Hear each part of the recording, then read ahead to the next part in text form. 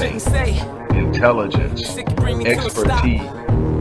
What other doors could they close? Hey, how much am I willing to give up? Stand commitment and are not committed to the struggle. Acquiescing to the struggle. They're committed. Careful who you leave toeless.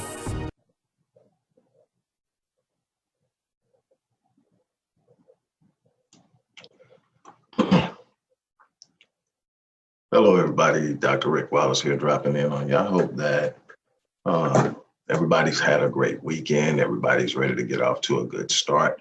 As for me, as always, my week started on yesterday with preparation for what's going on throughout the week.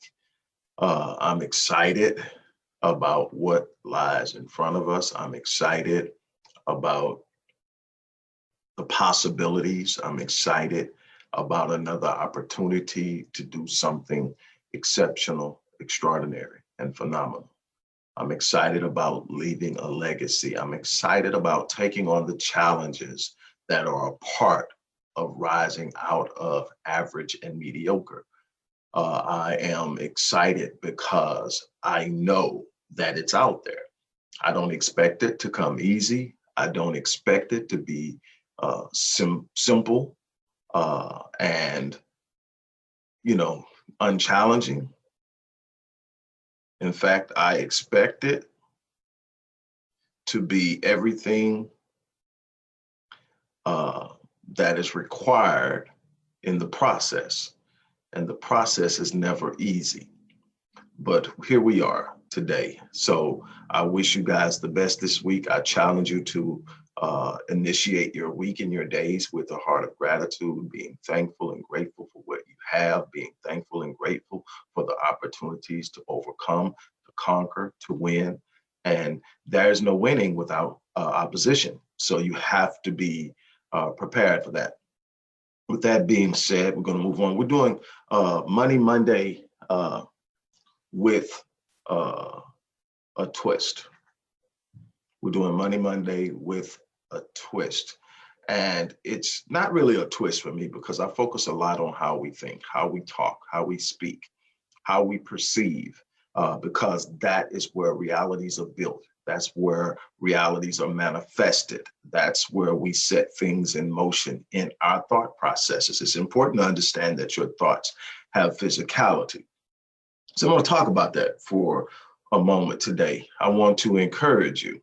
If you haven't become a part of the 60-day holistic health and fitness challenge, go over to our Master Fitness 21 Facebook page, like it, and join in on the process. We're going to crank things up this week. With this being the first week of December, we're going hard in the paint from here on out. We're closing out this year on a very positive and powerful note. We're taking the reins of our personal sovereignty. We're taking control of our destiny. We're going to stop pointing fingers. We're going to stop placing blame. We're going to stop whining. We're going to take control of our lives. One step at a time. I don't care what you're going through, where you're at, what you're suffering from, what you're suffering through. It's possible to overcome it. It's possible to be more healthy mentally, emotionally, psychologically, and physically, as well as spiritually. It's possible to improve your financial wealth your financial health in a week. Doesn't mean all your problems are going to go away, all your bills are going to be paid in a week. It means that you can literally improve your financial health in a week. We're going to talk about all this stuff this week. We're going to talk about it. We're going to take action. The problem is we like to sit in a conundrum of frustration and point out all the things we're frustrated about, point out all the things that are wrong, and we never look at causality. We never go to the source of the problem. We never go to heal it.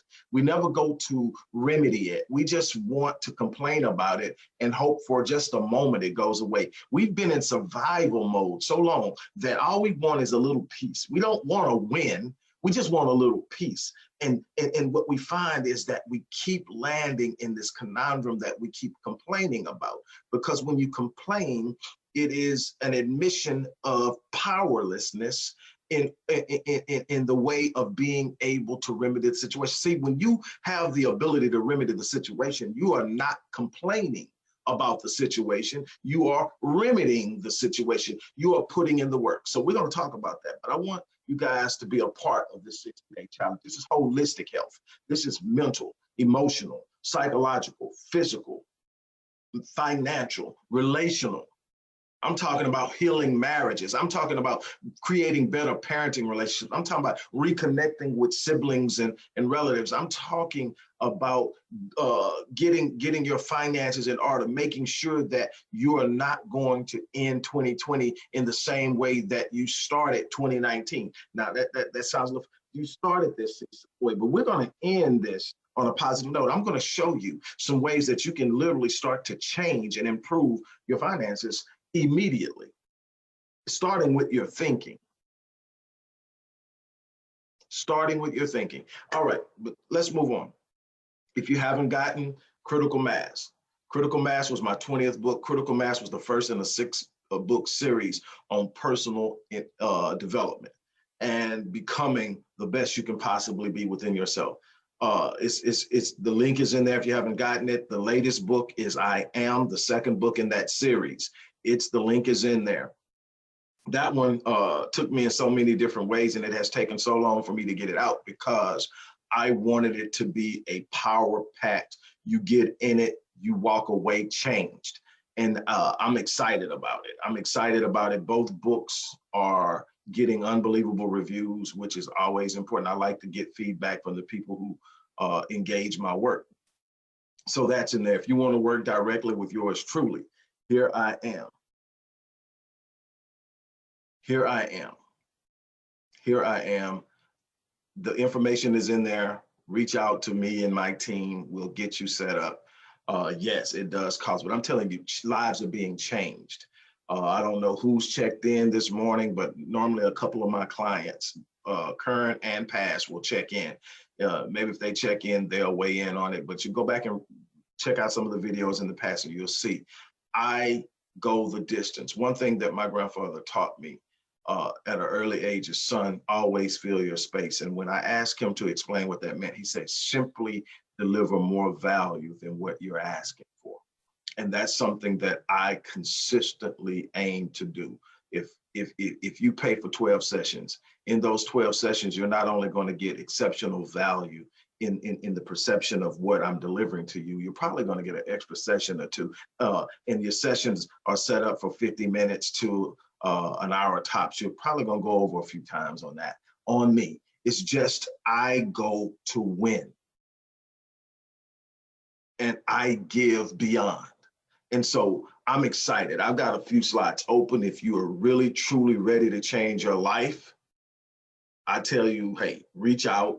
The information is in there. You can inbox me or email me at ceo@rickwallacephd.link, and we can set the ball in motion. But let's make that happen. All right, let's talk. Man, you want to talk about a topic that gets people going. You want to talk about a topic that gets people excited. Talk about money. Talk about money, and you'll get everything from complaints and frustrations and depression to elation and excitement and celebration. And it's all about money, and it boils down to how your relationship is with money.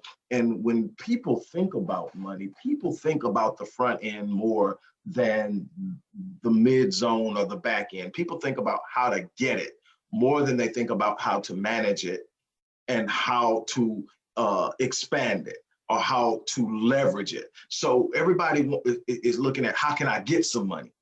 And what people really, really fail to do is look at, what am I doing with what I've got? Now, I'm not here to talk about what you're doing, what you got, but that has to be something that you address. So we're going to talk about that in the coming days, the importance of being a good steward of what you have and how you're managing it and how that plays into how you're able to bring more in and what happens with it. It's a concept that most people totally are alien to. But let's talk about the front end.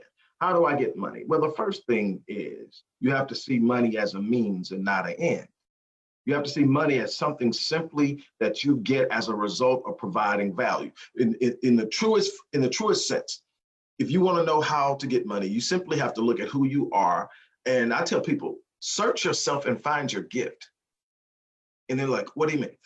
What are you just gifted at? I mean, there are people that are gifted that don't even realize they're gifted because people take their gift for granted.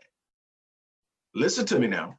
There are people who are gifted who don't realize they're gifted because people have taken their gift for granted to the point that they don't even value it.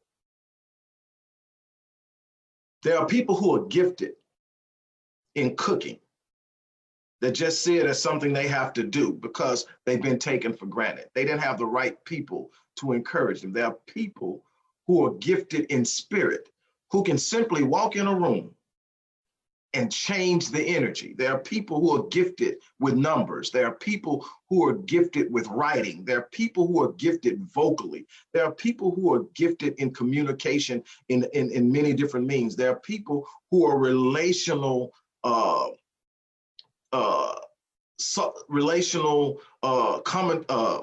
mediators. They are very good at helping people solve relational problems. There's absolutely no person on this planet that does not have a gift. God gifted everyone. The problem is most people have not become aware of the value of their gift because their gift has either been mishandled, misused, mismanaged by them or misunderstood by others, and they don't see it. They're walking around and they may be giving away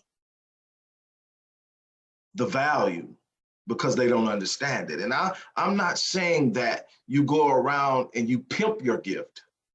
I'm saying that the way that God designed this work is that your gift makes way for you. The Bible says your gift will make room for you and it will bring you before great men. But how many of us are using our gift to make room for ourselves?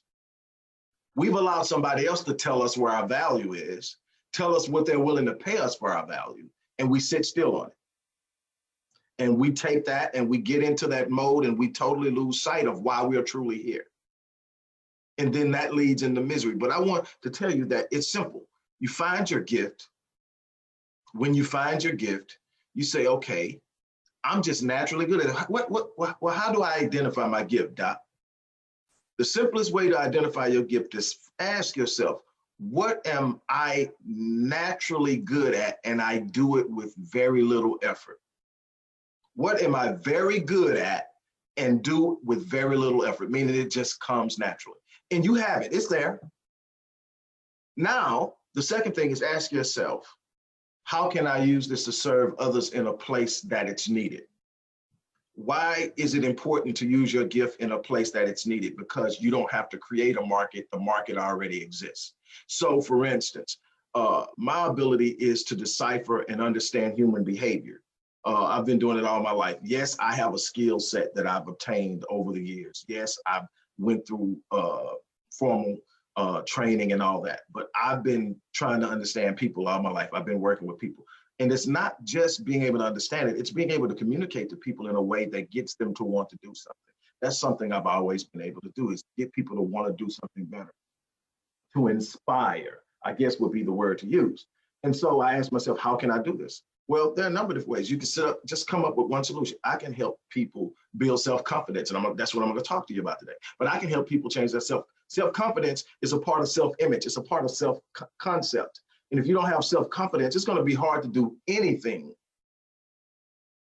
beyond what is normal and what everybody else does, because you're going to question the ability to do it. Self-confidence is having the ability to believe in yourself to do any task that's set in front of you, regardless how hard it is, regardless to the odds of failure, regardless to the difficulty, regardless to all the adversity associated with it. Is something inside of you that says that I've got this.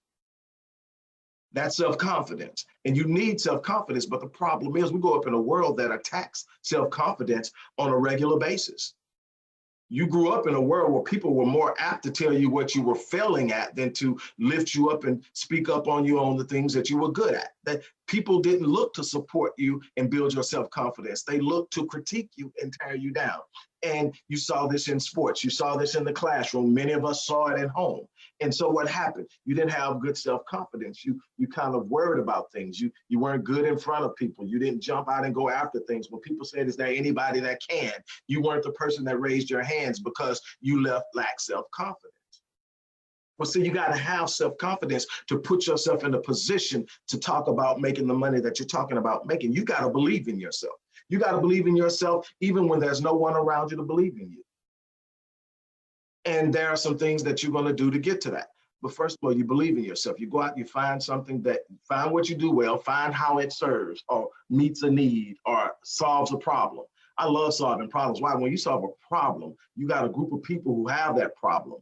And you solve a problem better than anybody else does, and you do it in a way that nobody else does it, you're the only person they can come to. You don't want to be like everybody else. You don't want to use the mold that everybody else uses.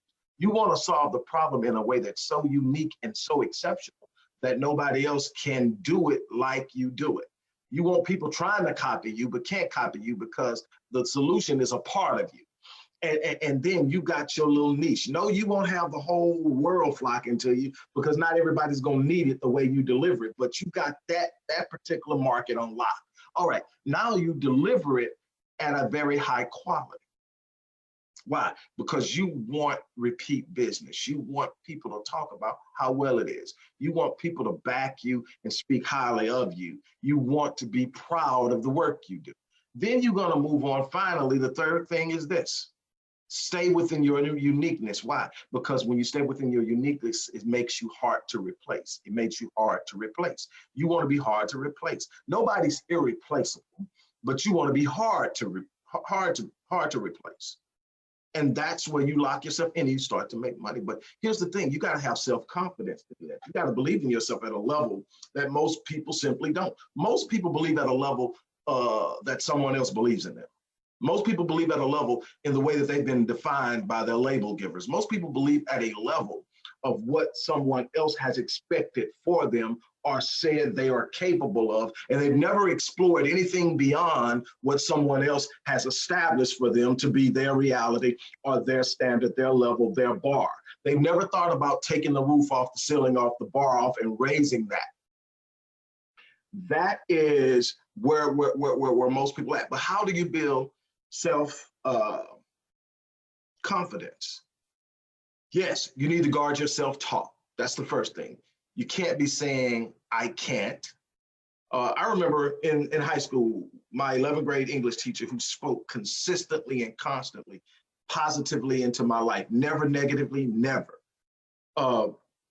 And I remember before she was actually my teacher, she met me, when I was in the 9th grade.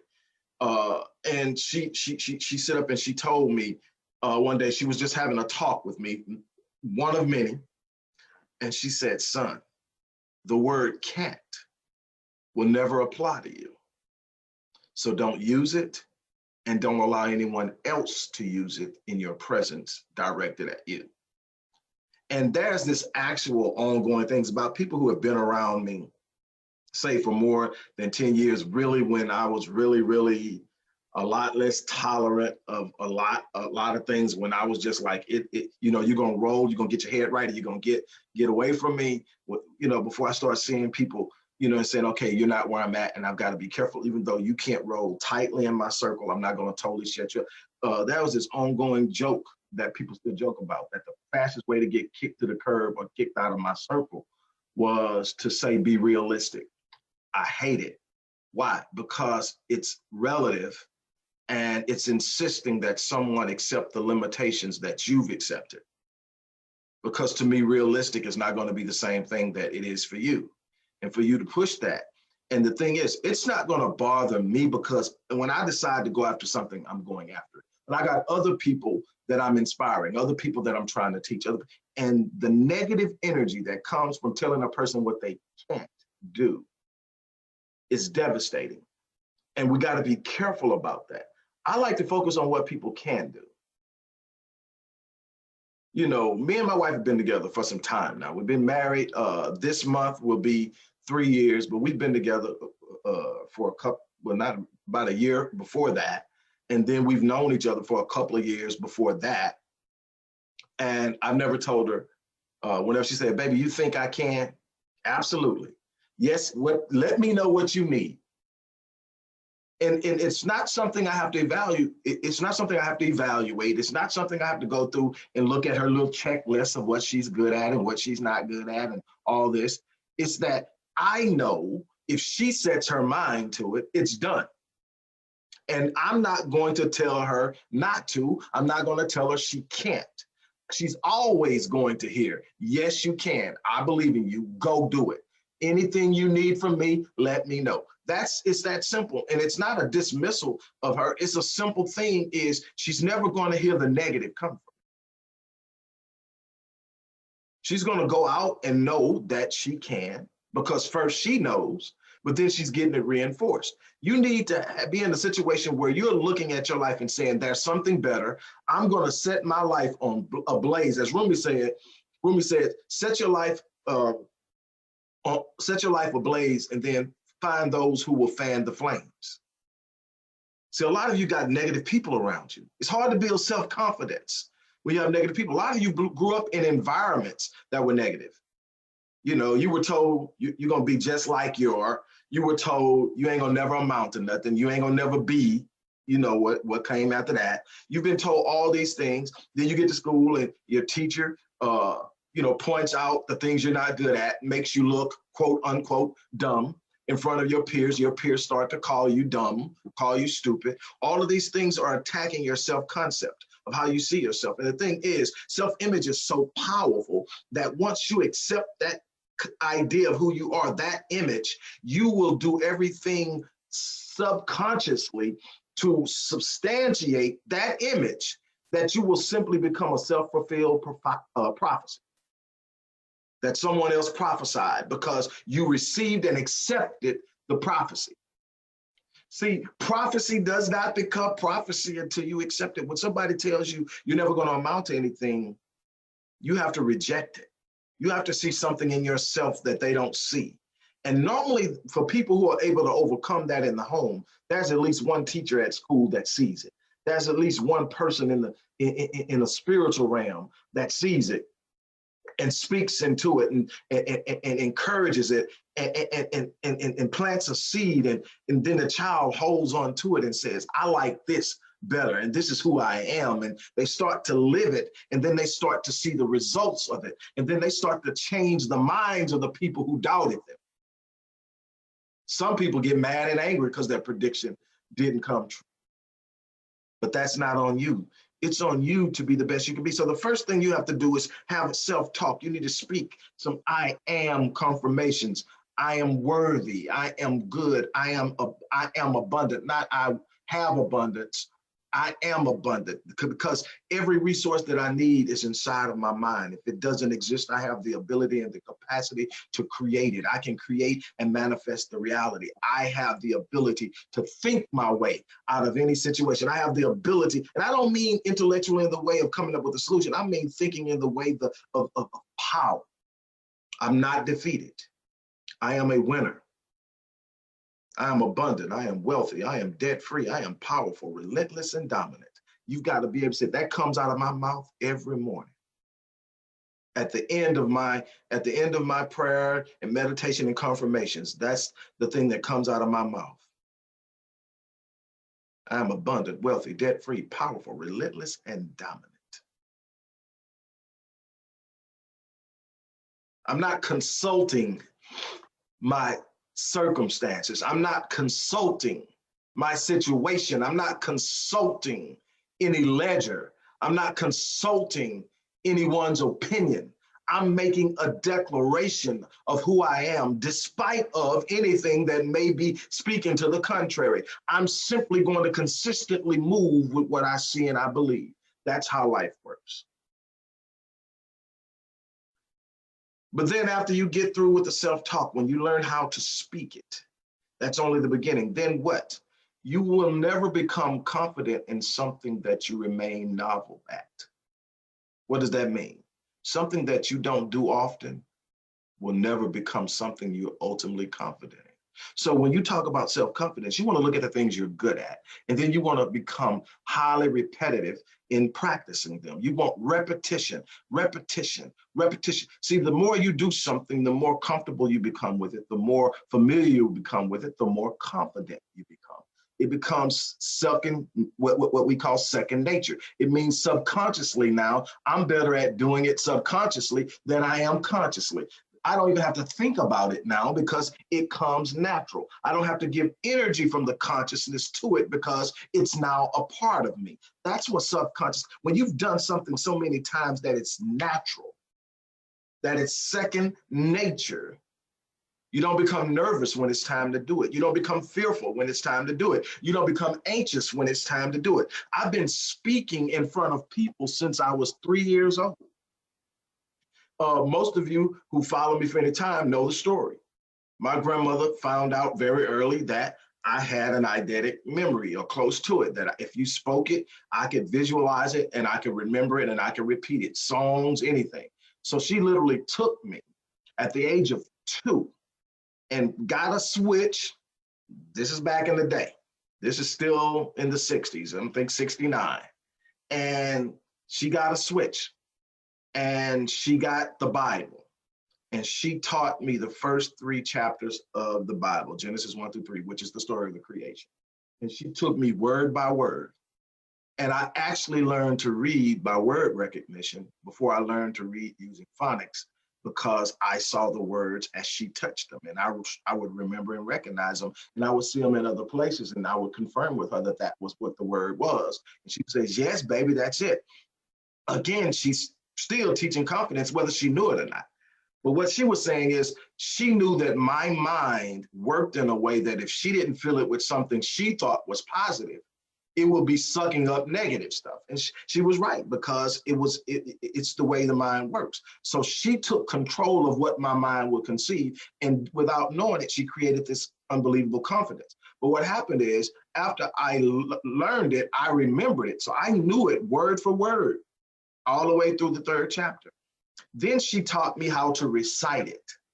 So, okay, when you get to this word, you're going to say this, and you're going to say it like this. You're going to put some emphasis on it. Say it like this. And I would say it, and she would do this. And after a while, when she got me to where I pronounce it right, she took me around to churches all over the city, and then some places outside of the city, put a mic in my hand, and I would say it, 3 years old. And I became known as the little boy that does the creation. And I've been speaking in front of people ever since. So when I stand up in front of a crowd, I'm not sweating, no sweaty palms, no nervousness. I'm like literally geared and ready to go. I'm doing what I was built to do. And that's talk people out of their depression, talk people out of their frustration, talk people out of their hurt and pain. I've been doing it all of my life. I'm built for it. So it's natural. The confidence is there. Why? I repeated it. It's repetitive. I do it over and over and over. That's a part of it. The second part of it, well, that's the second part. We got self-talk, repetition, persistence. One of the things I see people do that never allows them to build self-confidence is they quit at the first sign of adversity. They fold at the first idea or thought of failure.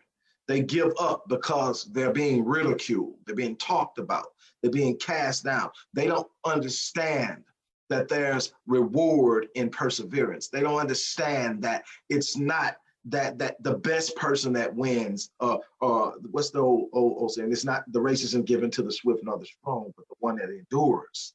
This is about going the distance.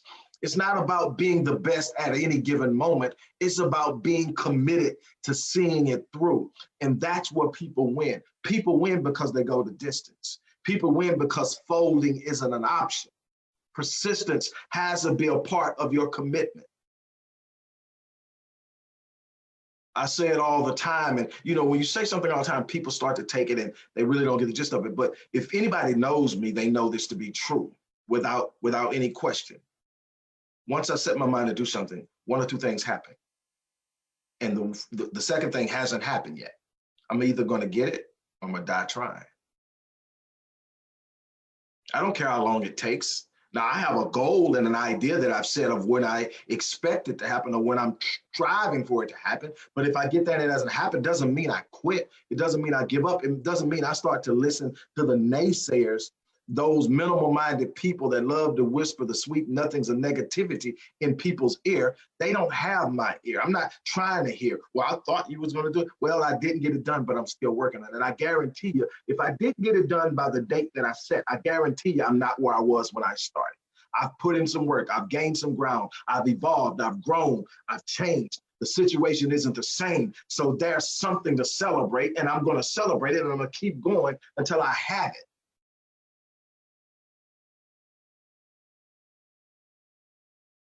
Some people allow others to talk them out of destiny, talk them down off of higher standards and expectations. You can't do that. I'm going to get off of here now. I got to get some other things going, but I really and truly want to thank you guys for stopping by. Again, if you haven't gotten the books, get the books. If you want to work with me, the information is in the description box.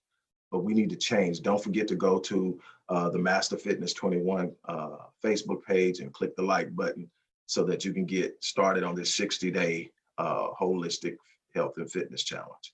As I always say, live your life on full so that you die on E. I wish you the best.